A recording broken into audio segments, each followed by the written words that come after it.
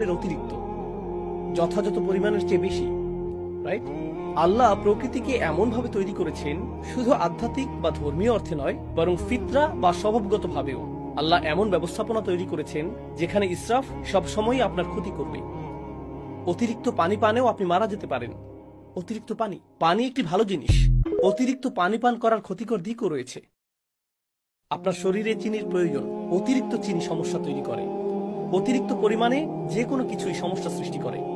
অতিরিক্ত ঘুমও সমস্যার কারণ। অতিরিক্ত ব্যায়ামও সমস্যার কারণ। আল্লাহ যা কিছু তৈরি করেছেন সবকিছুকেই একটি সীমার মধ্যে থাকতে হয়, আর আপনি যদি সেই সীমা অতিক্রম করেন তখন কার ক্ষতি করেন? নিজেরই ক্ষতি করেন। সবকিছুতেই, জীবনের প্রতিটি ক্ষেত্রেই আপনি এবং আমি ইসরাফে লিপ্ত হতে পারি। কিন্তু কি ঘটে? মানুষ হিসেবে মাঝে মাঝে আমরা কিছু বিষয়ে ভালো করি বা অন্যান্য জিনিসের চেয়ে কিছু জিনিস বেশি উপভোগ করি। তাই যখন আমরা অন্য কিছুর চেয়ে একটি জিনিস বেশি উপভোগ করি, সেটার উপর আমরা মনোযোগ দিতে থাকি।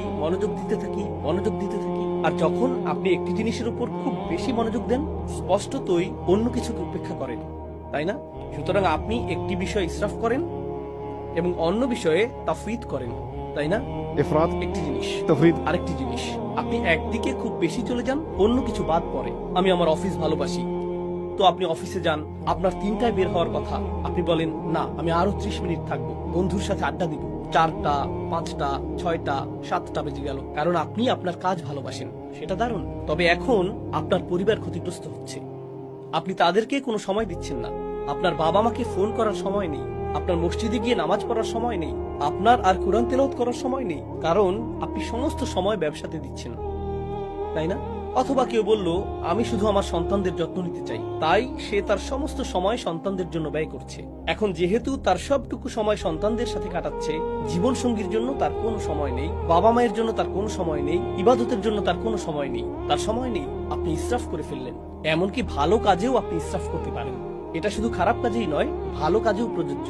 তারপর এমন কিছু জিনিস রয়েছে যা আল্লাহ একটি নির্দিষ্ট উপায়ে জায়েজ করেছেন।